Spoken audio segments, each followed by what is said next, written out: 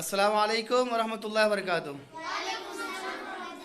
May peace, mercy and blessings of Allah Ta'ala be upon you. Dear students, today I am going to tell you the sunnah of sneezing. I mean cheekne ki sunnat. Okay? That whenever you feel sneezing, when you sneeze, okay, after sneezing you have to say Alhamdulillah. What? Alhamdulillah. Alhamdulillah. Okay?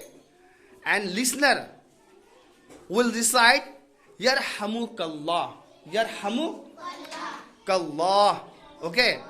And again, sneezer will recite Yahdikumullah wa yuslihu balakum.